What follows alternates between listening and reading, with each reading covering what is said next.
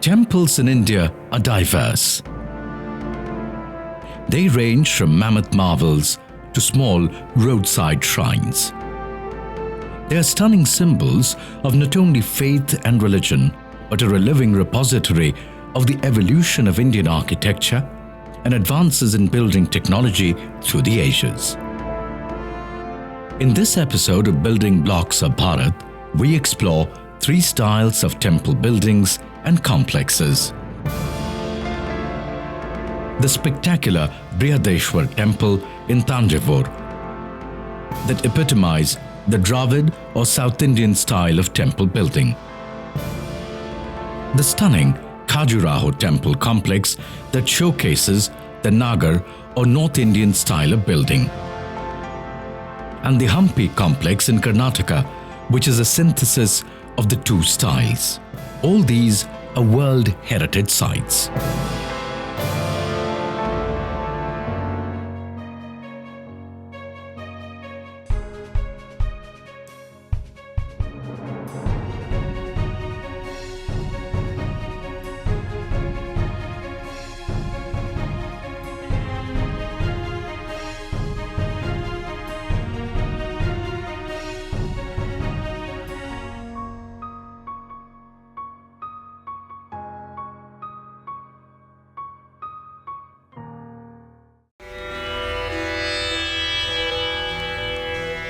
It is believed that through the Vedic period in India, most worship was centered around a fire. After this came simple structures made of stone and wood. This was followed by cave temples, common in many mountainous terrains.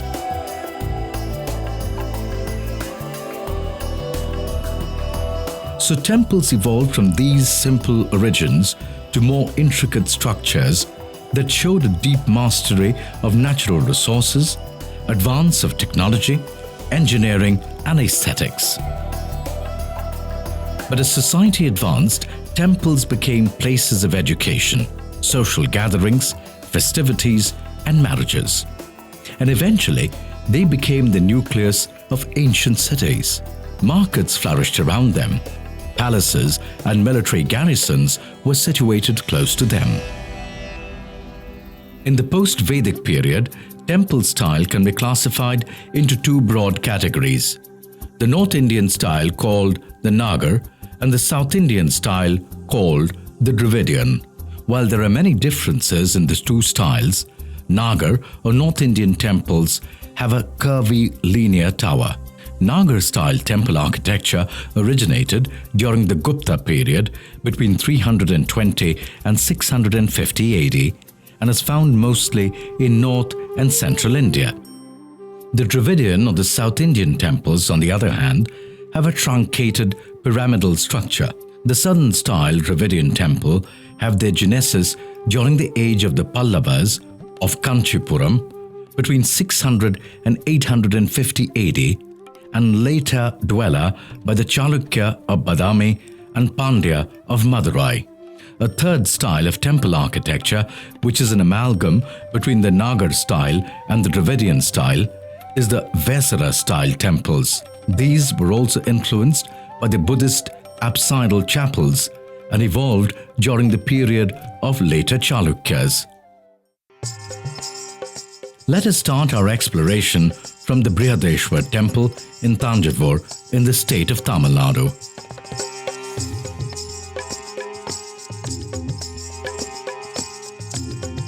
This imposing structure was built by Raja Cholan and his sister Kundavai, both ardent devotees of Lord Shiv. It was inaugurated by the king himself in 1019 CE. The Cholas were great temple builders and built about 300 temples from their power base in the Kaveri Delta region of central Tamil Nadu. But the greatest temple they built in terms of the monumentality of conception, architectural grandeur, and powerful sculpture is the Brihadeshwar temple at Thanjavur. The design of this temple was powered by the Vastu Shastra, the science of ancient construction. It was built in the Dravid style of architecture, characterized by the stepped pyramidal form of the main tower. When the Brihadeshwar temple was completed in 1003 CE, it was the tallest temple in India. 1,000 years later, standing at 65.84 meters, it is still the tallest temple in India. The temple's layout is set within a large rectangular enclosure, measuring 241 by 121 meters, which is close to a perfectly proportioned double square. It is interesting to note that this huge enclosure is aligned on an east-west axis. The 18-degree deviation south from exact east may be explained by the careful alignment of the temple with the rising sun on the day of the temple's foundation. As is typical of Dravid temple architecture, the entry is through two monumental pyramidal gateways or gopuras. The entrance of the temple is dominated by a Nandi statue which measures 4.87 meters in height and 3.9 meters in width. At the exact center of the rear square of the enclosure is placed the monumental tower of Viman that rises above the main shrine containing the massive ling of Shiv. The Viman is slightly under 60 meters in height, almost exactly half the courtyard's width, further demonstrating the precision with which this temple was built.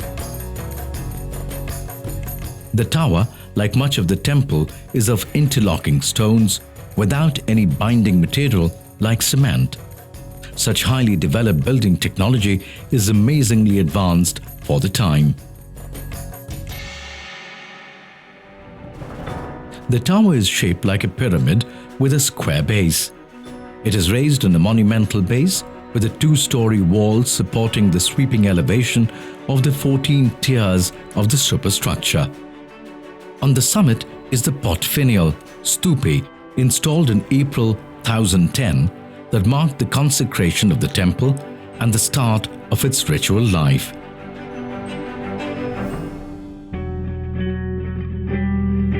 A capping stone whose weight is estimated to measure 81.3 tons tops the Viman. The question that then arises is, how did the Cholas lift 80 tons during those days when modern equipment was not available? The Viman is 60 meters high. Did they use cranes or some other method to lift the kumbham? One theory suggests that elephants were used to lift the stone. Maybe they were made to walk up a ramp.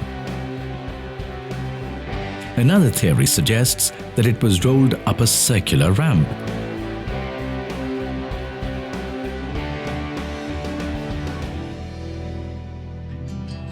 Whatever the truth, it is truly an engineering marvel. Another interesting fact about the main temple is that it is entirely built of granite. What astounds historians and archaeologists is that there was not a single granite quarry in about 100 kilometers radius of the temple. This means that transporting these stones would have been a Herculean task. But Raja Cholan insisted on the use of these stones. It is estimated that more than 130,000 tons of granite was used to build the temple. Again, what were the techniques used to cut granite, one of the hardest stones, back in the 11th century AD? They did that using wooden wedges. Using blunt chisels, they drill adjacent holes on the rock and insert dry wooden wedges. The wedges are watered frequently. The expansion of soaked wedges would crack the rock upon repeated hammering. The temple was completed in just 7 years, which is a phenomenal feat. If we work out the math, it amounts to moving and placing almost 50 tons of rock each and every day, not to forget carving and then aligning it.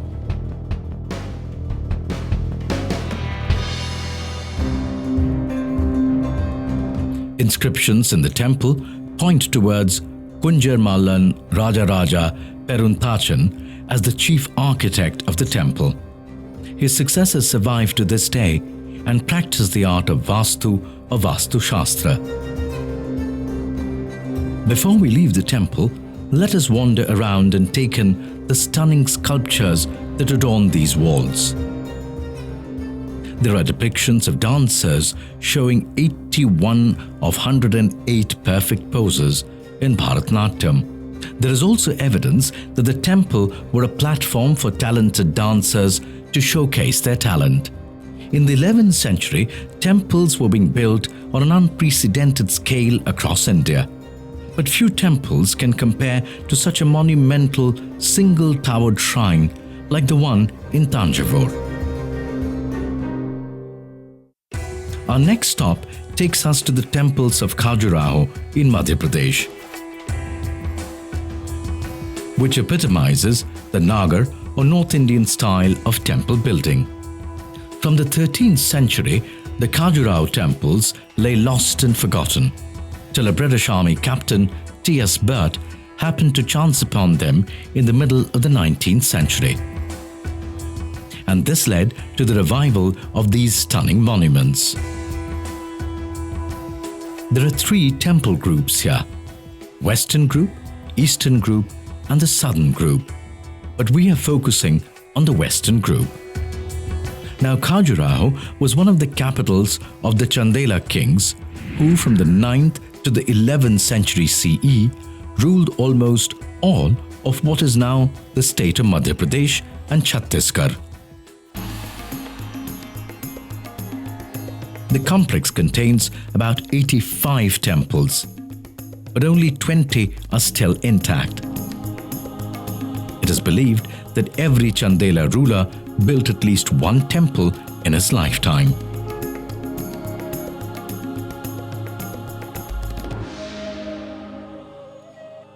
Khajuraho is known for its erotic sculptures, but in reality, only 2% of the stunning sculptures in this complex are erotic. What truly stands out and has awed generations is the symmetry and the architectural brilliance and intricate carvings. The temples are both Jain and Hindu and were built using sandstone with varying shades of buff, pink, and pale yellow. Through the period of construction, the Chandela kings must have used thousands of sculptors, architects, and masons.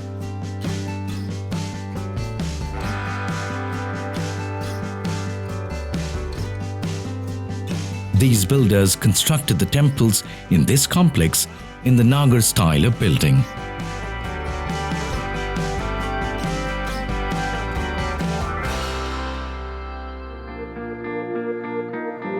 The Khajuraho complex has many groups of buildings. We'll focus on a few to see the building style. One of the biggest temples in the complex is the Kandarya Mahadev temple. The primary feature here and in many temples in this complex is a beehive-shaped central tower called the Shikhar, whose highest point is directly over the temple's primary deity. This is often surrounded by smaller subsidiary towers called Urushringa or intermediate towers. The way these are built naturally draws the eye up to the highest point. Setting the temple on a raised base, Adhishtan, also shifts the eye upward and promotes this vertical quality. One can actually see variations in the designs of the Shikhar across various temples in this complex. When one looks at the plan of the building, it is based on a square. Often, however, the central shaft was surrounded by many smaller reproductions of itself, creating a spectacular visual effect resembling a fountain. All the compartments of the temple are interconnected both internally and externally along a single axis, usually running east to west.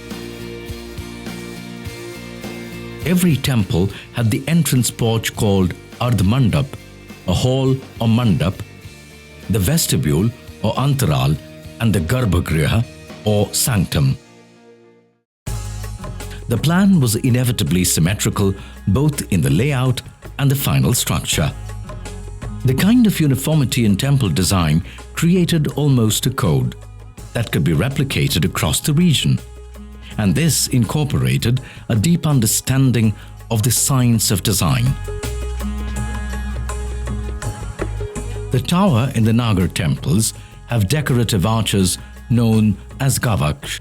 These are not true arches, in which parts of the arch hold up their own weight. The arches in Khajuraho's temple are made by a technique known as corbelling. This is done by letting successive stones overhang slightly. The steps produced by the corbelled construction are then hewn away to produce a smooth profile. The temple tower is topped by the amlak, a stone disc, usually with ridges on the rim, that sits atop the temple's main tower. According to one interpretation, the amlak represents a lotus and is a symbolic seat for the deity below. Another interpretation is that it symbolizes the sun and is thus the gateway to the heavenly world. The amlak itself is crowned with a kalash or finial, from which a temple banner is often hung. The other key elements in the building at the entrance porch include the Great Hall or the Mahamandap, the vestibule or antaral, which forms a transitional space between a temple's main hall and the inner sanctum, Garbhagriha, where the image of the temple's primary deity will be housed. The water management systems worked into the design show a high scientific understanding.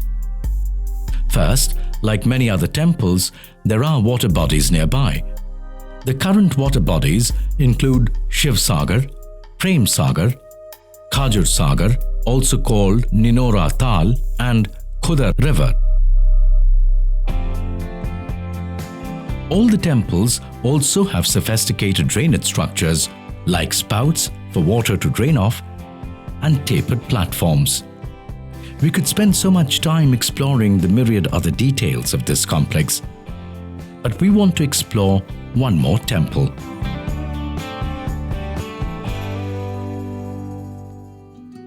The stunning site of Hampi, along the banks of the Tungabhadra, is our last stop. This city was the capital of the Vijayanagar kingdom, which ruled from the 14th to the 16th century CE. This city is populated with 1,600 remains, including forts, temples, shrines, halls, stables, and water structures.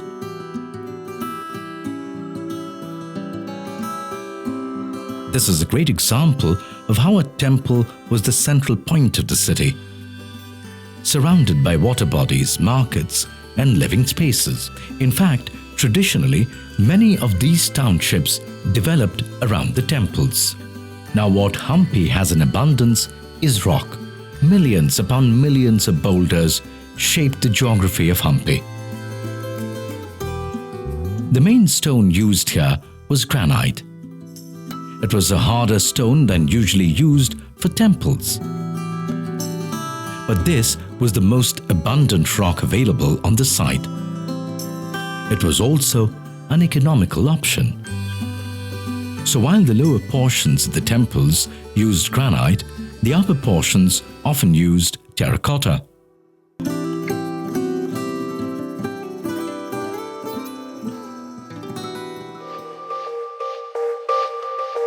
The temple complex has a concentric series of rectangular enclosure walls with gopuras, towered gateways in the middle of each wall, and the most important temple in the middle of this rectangle.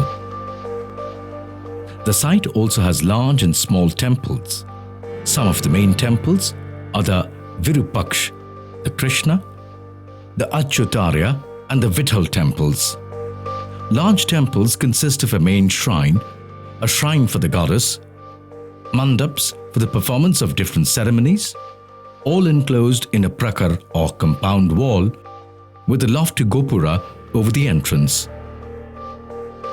In the front of the gopura is seen a long chariot street running between 500 to 1000 meters. Flanked by mandaps on its right side, a temple tank. These streets served as markets and mandaps served as shops. The Hampi Bazaar, a long street of 32 meters wide and nearly 728 meters long, runs between Virupaksh temple and the foot of the Matang hill and was once lined with magnificent houses and beautiful mandaps. The Virupaksh temple rises majestically at the western end of the Hampi Bazaar. It is the oldest temple at Hampi and is believed to have been built in the 15th century and is dominated by its 50-meter tall Gopuram. The temples of this area are characterized by their massive dimensions, cloistered enclosures, and lofty towers over the entrances, encased by decorated pillars. It was the Vijayanagar kings who introduced the lofty gopuras over the entrances, and they are popularly known as Raya Gopuras. The Garuda Shrine in the form of a stone chariot is an excellent piece of art. Large monolithic sculptures like Narasimha, Ganesh, and Veerbhadra are also found at the site. We could spend days drinking in the intricate structure in the temple, but it's time for us to leave. We leave remembering how these temples in ancient times were once social hubs where people congregated. They were also sites where the arts of dance, music, and combat were honed and have been passed down for generations. But today, these temples remind us of our past and the architectural brilliance of the craftsmen of those times.